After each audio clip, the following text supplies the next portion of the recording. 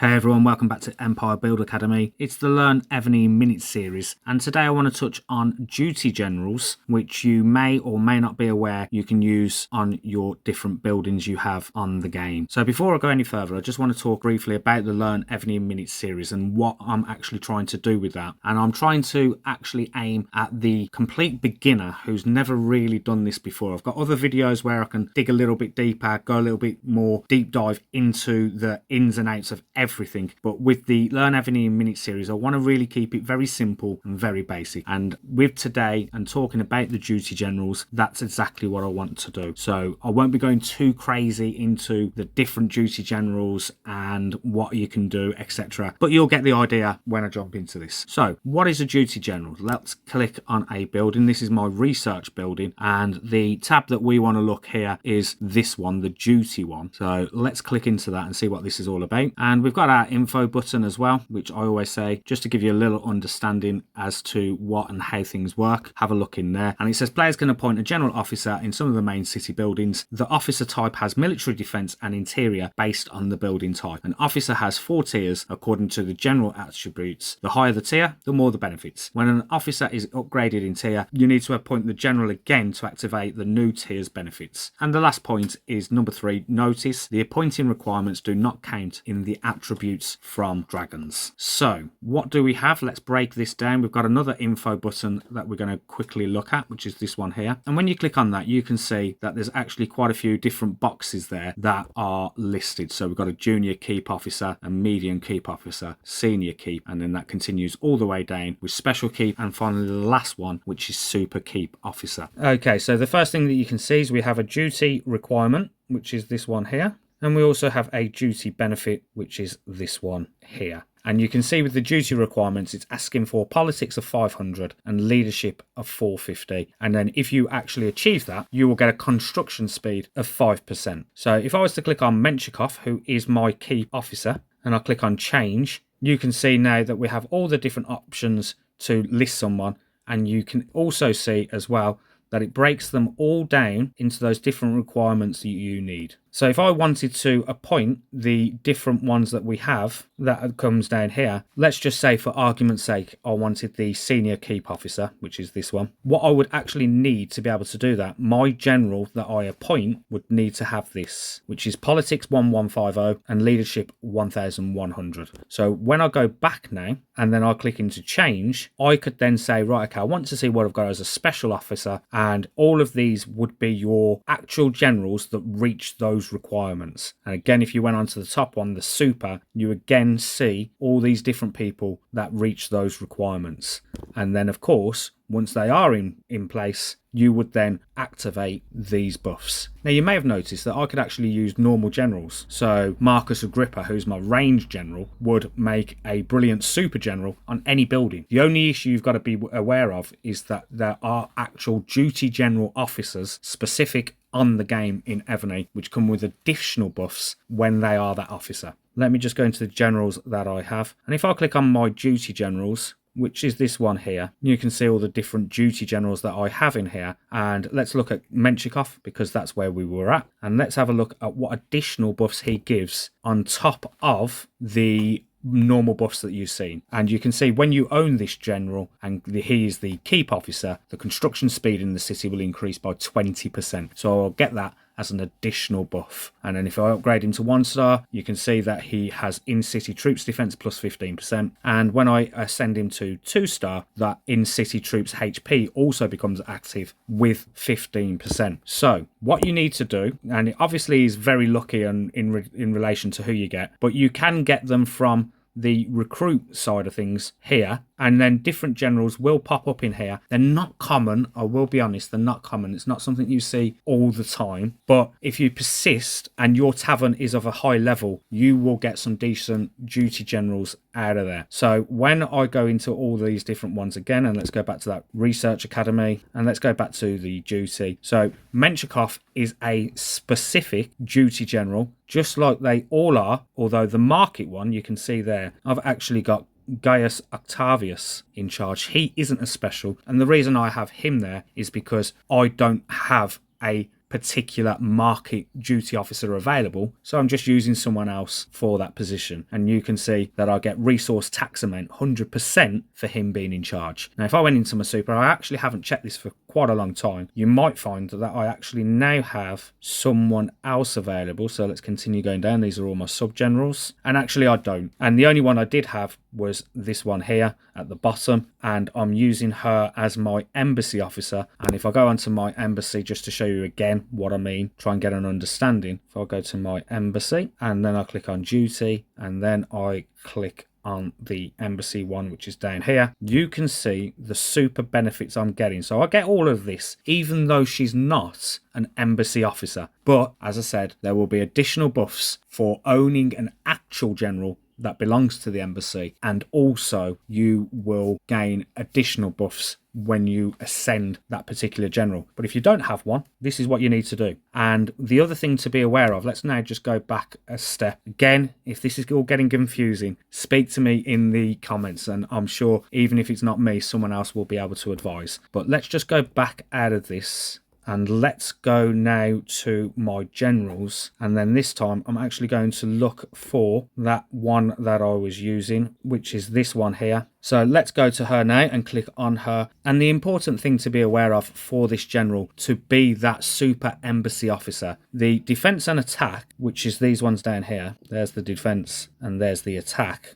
Those are the ones that I need the full requirement for. And again, I'm going to go back, I'm going to click on the embassy, I'm going to click on the duty general, and then I'm going to go to her, and then I'm going to go to this one here, which was the embassy. And you can see super embassy requirements.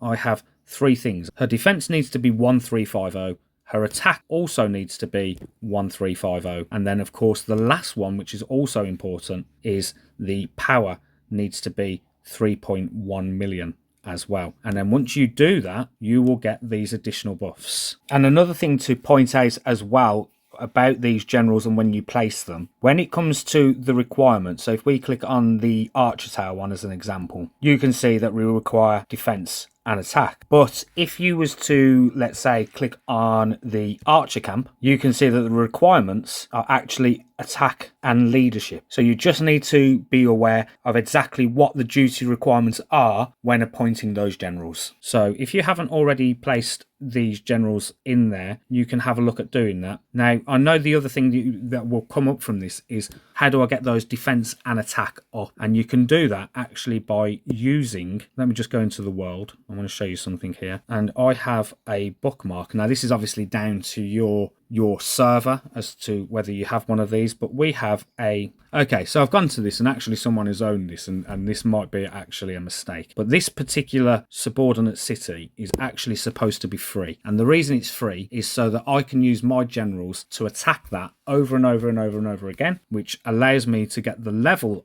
of my general. So if I go into this and we go back to her, you can see that I've got her at level 37, and because of that, those leadership and attack buffs also go up, and that's put her at the super level. So to summarize that, the higher the level, the higher these defense and attack points are going to be. And then once you've done that, you can then place these different generals on all of your different buildings to obtain all these different buffs. Now, it sounds like, I don't know if it's just me, but it sounds like I'm doing this video and I'm saying so much that it sounds really confusing. I don't know, maybe I'm overthinking it. So what I'm going to do is I'm then going to try and summarize this in the simplest possible way. And I'm going to do that with using my research academy and trying to give this in a 3-minute maximum example. So let's try this. We have our building. We have the option to do duty. Once you click into duty, you then have the option of filling up all your different buildings with a duty general. The duty general can be anyone, but there are specific ones that are duty generals by name, and they come with additional buffs on top of the actual buffs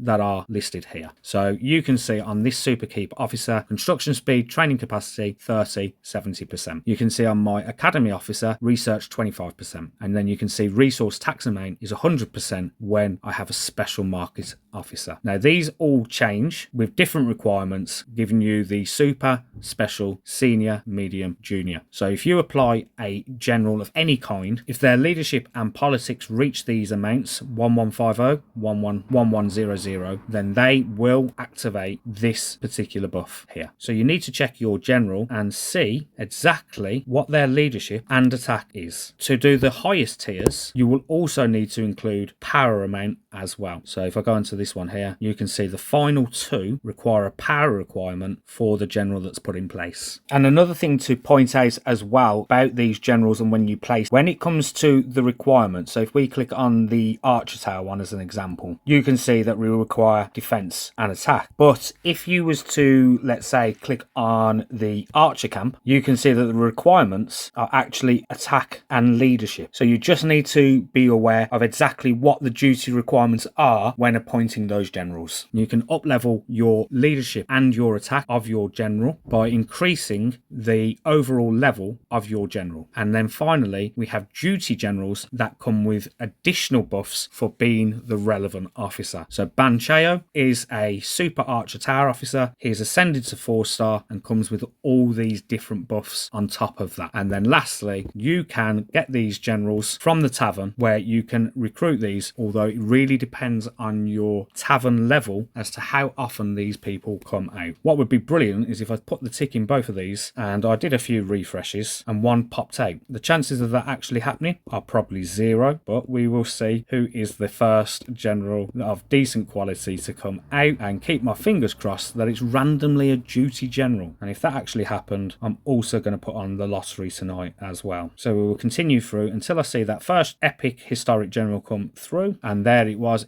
James Bowie, and guess what, he wasn't a duty general. But you can go in there and do exactly what I've done until that duty general pops out. I'll keep my fingers crossed for you, and then you can apply all these different ones. You can see all the different duty generals that I have in here. So I have an Archer Tower, stables, barracks, workshop, trap factory, keep officer, Archer camp, rally spot, hospital, academy, and holy palace officer, which I recently just got. And like I say, those different requirements will give you the different buffs in there. And if you are lucky enough to get these different generals that are actually duty specific, then you will also unlock some really awesome buffs. So just using this one as an example, increases healing speed by 10%, and also my in-city ranged and siege machines attack and defense by 25% when she is the Holy Palace officer. So just a quick overview on duty generals and how they can actually give you some really decent buffs, whether they are an actual duty general or not, and how important it can be to place these people in there. And like I said, don't forget that final point, trying to up level your duty general's level or just a normal general's level via the subordinate cities that some servers have as a special. Like I say, the one I checked was randomly taken by someone, but that is normally the deal there, is that would actually be free and available, and that's something I will go and speak to the rest of the server to find out why that particular one isn't available, so that we can continue as a server up leveling all our generals and making them as strong as possible. If there is anything